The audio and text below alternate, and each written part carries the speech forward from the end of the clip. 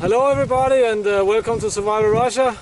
Today we're gonna take a look at how I do my water crossings when it's needed, and sometimes it is, and this method I've used also in the army and works pretty well. Also I want to test a protective bag I made for this weapon. I made it out of a plashpalatka, which is a Russian poncho shelter half kind of a thing. How I made this protective bag and so on is on a blog I've just started up, so there's gonna be a link in the description. On the blog there's also an article about a scout I did, and there's lots of bear tracks and so on, but basically it's a place for a new winter camp. But let's get started. So autumn is here and it's not a specifically warm day, it's windy as hell, so excuse me the noise if there is any, but this will sort of like be what I would carry, especially if I knew I had to cross waters of some kind. This area is full of rivers and creeks and swamps, small lakes and this and that, so yeah.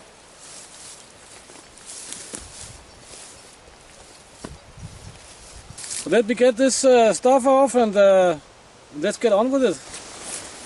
This pack is an awesome pack, very cheap, water repellent and extremely tough.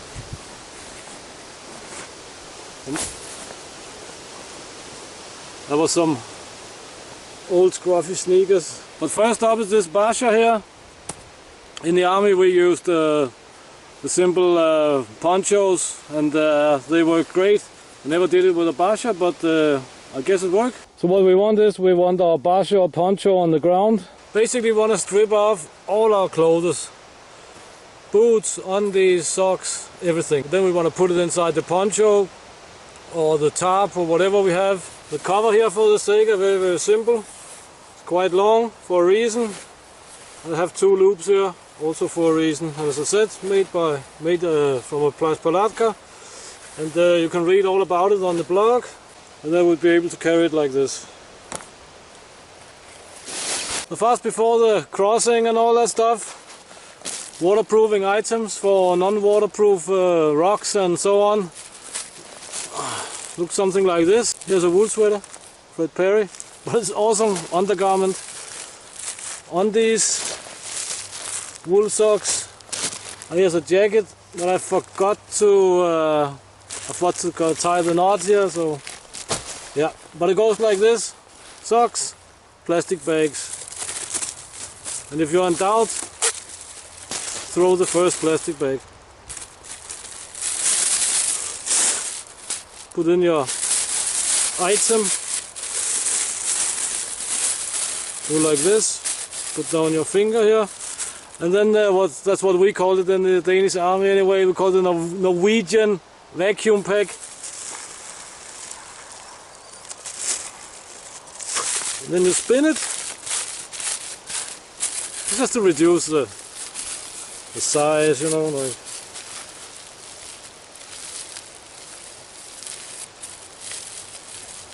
And you tie a knot here, as close as you can. Get your knife out.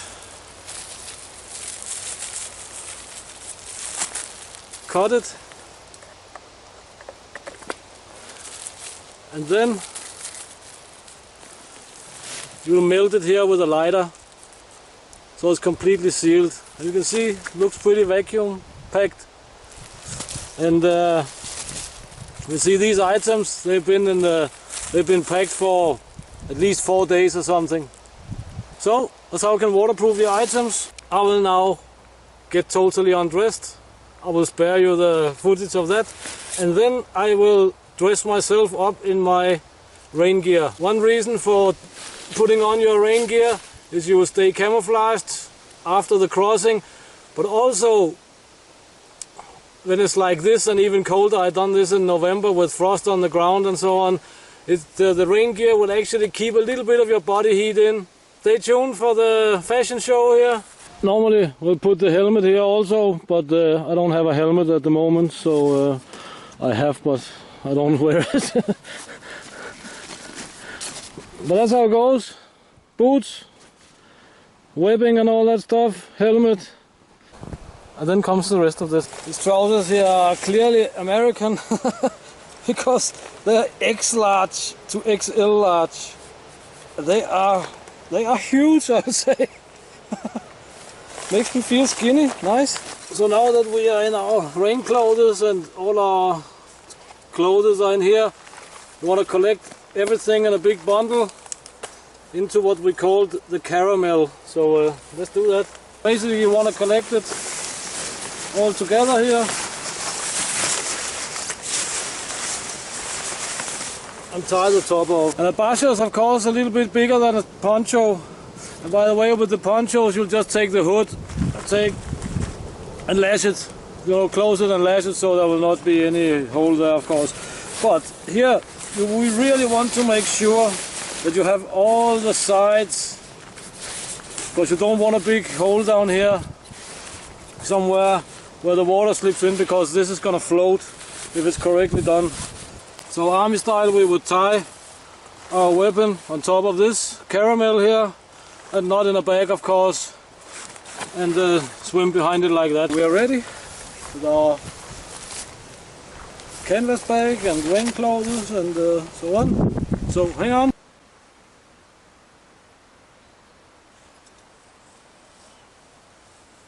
Okay, let's go.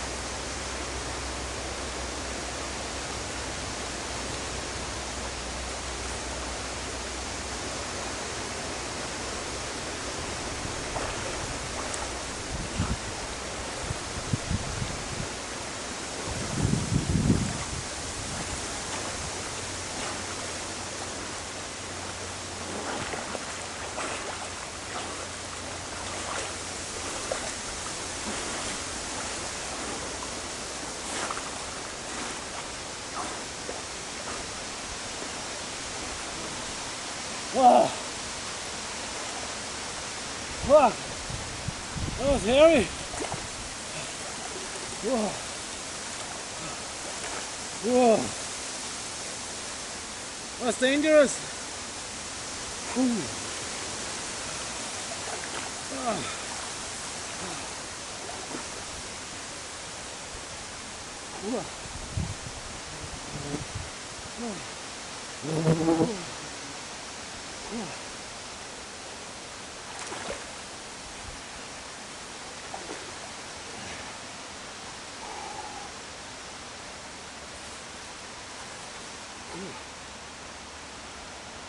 I was a little bit struggling for my life there. Fuck.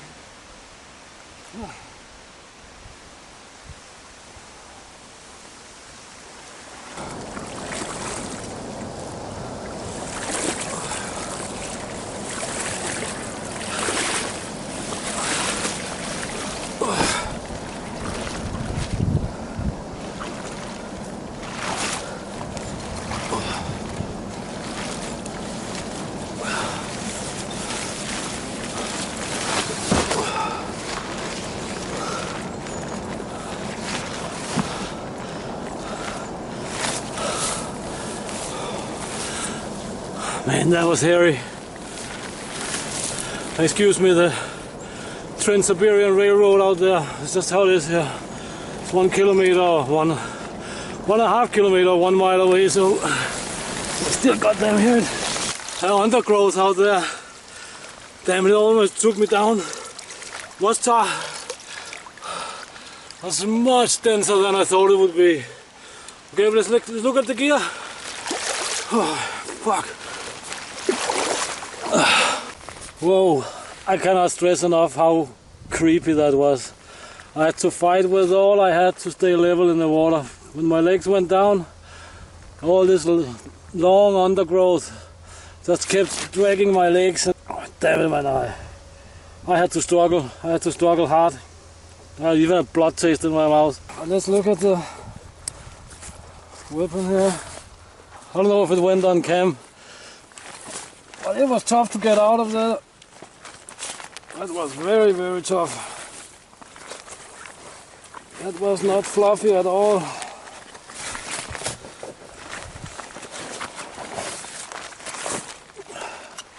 Wet, but no craft, mud or anything. Ready to go if need be. But since it's an AK, it will most likely be ready anyway. And let's take a look here, see what we got. I would have been in trouble without this caramel here, 100%. Because I was hanging on to that one pretty well. Yeah, maybe with 2 arms it would have been easier. Weapon on right hand and a rucksack, and this one in the other, but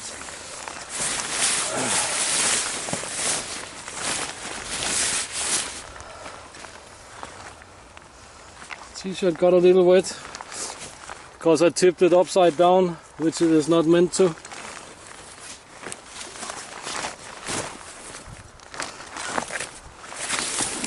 Basically, everything is nice and dry.